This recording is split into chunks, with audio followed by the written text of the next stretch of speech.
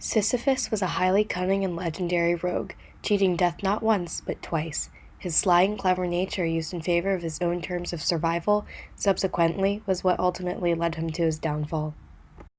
Moving on, Sisyphus was the son of Aeolus, king of Thessaly, and commonly known as the Keeper of Winds, along with his wife, Enarete. Originally born heir to the throne, one of his brothers, Salmanes, who he hated, instead was placed next in line to become ruler. However, Sisyphus would become king, but never of Thessaly. Medea, a divine enchantress and daughter of King Aeetes, handed over the throne to Ephyra, later identified as Corinth. Later, Sisyphus married Merope, one of the seven Pleiads and daughters of the Titans Atlas and Pleione.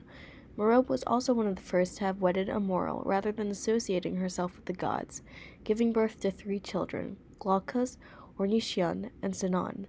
Yet regardless of the 3, Glaucus was the most well-known for his gruesome fate. He ignorantly fed his mares human flesh, and after losing a chariot race, was torn to shreds and eaten. As busy as that was, here's where the real trouble begins for Sisyphus, in the most famous tale that ends in disaster. On Earth, Sisyphus was a horrible host, spending his time murdering and stealing from the guests that stayed over. However, in ancient Greece, violating the rules of hospitality was highly frowned upon. Thus, the gods collectively decided that something must be done to punish Sisyphus. When Hades suggested the idea of killing him, the gods agreed. Hades then proceeded to ring up Thanatos, Death, to do the job, warning him how clever and crafty Sisyphus is. So, for a precaution, Hades gifted Death with a special set of chains to help secure and bind Sisyphus' spirit, to ensure that he couldn't escape. Thus, Death set off for Sisyphus, looming in the shadows and calculating the perfect time to strike. Although, before Death could capture him, Sisyphus acknowledged Death's presence first, catching it off guard.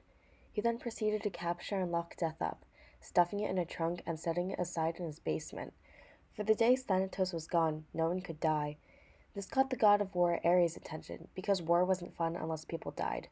However, since proper detective procedures weren't yet invented, it took the gods an entire month to track down Thanatos. Knowing that there wasn't much time left before he'd be caught, Sisyphus directed his wife to not give him a proper funeral. Once Sisyphus was tracked and dragged back to Hades, he complained to Persephone about the lack of care given to his body. So, feeling sorry, Persephone allowed Sisyphus to enter Earth for 3 days to plan a proper burial for his body. However, instead, he popped back into his corpse, newly alive, refusing to return back to the underworld. Sisyphus then lived a long and lucrative life on Earth, dying of old age since Death couldn't be persuaded and refused to try to recollect Sisyphus' spirit. But when he returned back to the underworld, he was punished and sent to roll a boulder endlessly up a hill, an action that is ultimately useless in the same aspect that tricking and avoiding death was, only to be confronted by it again. Thank you for listening to my TED Talk about how Sisyphus' cunning nature ultimately was what led him to his downfall.